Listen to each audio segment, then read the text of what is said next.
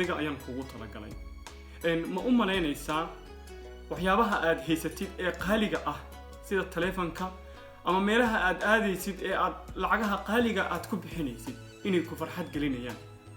mise waxaad aaminsan tahay waxa aad xiranaysid ama meesha aad seexanaysid haddii qaali yihiin inay ku farxad gelinayaan tusaale ahaan hadda aad daawanaysid haddii aad haysatid moobilka dunida ugu qaalisan waxa laga yaabaa inaad aaminsan tahay inuu moobilka aad haysatid ku farxad gelinaya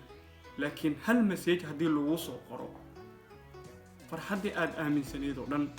daqiiqado gudahood waxay isku beddelayaan murugo maxay ku farxad geli waaye marka taleefankan aad haysatid ee qaaliga ah ee fariinta ku soo dhacday muxuu taleefanka ku farxad geli waaye sariirta guriga ku taala haddii qaali tahay haddii murugo yar ay ku haysato maxay ku farxad geli weyse waxyaabaha aad xiranaysa haddii qaali yihiin haddii ay murugo ku haysato maxay ku farxad geli waaye haddaba waxaan ku xasuusinayaa waxyaabahaas oo dhan waxaa loo qaabeeyey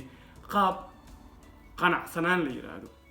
waxa aad haysatid oo dhan waa waxaad ku qanacsan tahay qanacsanaanta iyo farxadda waa laba shay oo kala duwan farxaddu waxa ay ka timaadaa sida aad adigu u fakirtid ama sida aad wax uga falcelisid qanacsanaantuna waxa tahay waxa aad haysatid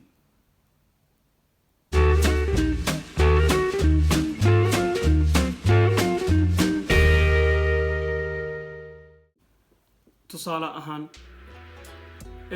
geed ayaa hortaada ku yaala geedkaasi miro badan ayuu dhalay waxaad ku hanweyn tahay inaad geedkaasi gaadhid inta aad geedkaasi u socotid waxa aad waddada kula kulmaysaa carqaladooyin aad u badan waxaa laga yaabaa qof geedkaasi nimcada uu lahaa ogaa inuu kaa hor yimaado kaa jeediyo waxaa laga yaabaa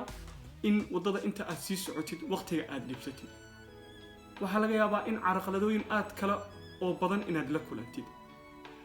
geedka marka aad gaartid ma aha in markaasi ay tahay farxaddu waa inta waddada aad ku soo socotay sida aad adigu u fikirtay iyo sida aad u farxday iyo sida aad naftaada u qancisay marka aad naftaada farxad siisid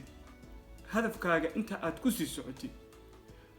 waxaad noqonaysaa markii hadafkaaga aad gaartid mid farxadda uu u soo maray qiimaheeda og ee ma aha marka aad wixii aad heshid in kadib ay farxaddu imaanayso waxa marka aad heshid kadib waxa la yiraahdaa qanacsanaan wixii baad ku qancaysaa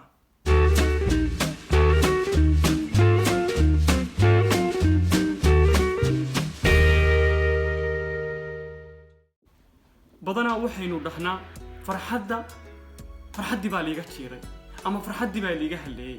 ama saas ayaa liigu sameeyey oo waa xanaaqsanahay farxaddu ma aha wax dadku dabeecadahooda ay ka bedelayso ee farxaddu waa sida adiga aad uga falcelisid farxaddu waa sida adiga gudahaaga aad isku dareensiisid waxyaabaha ku soo gaaraya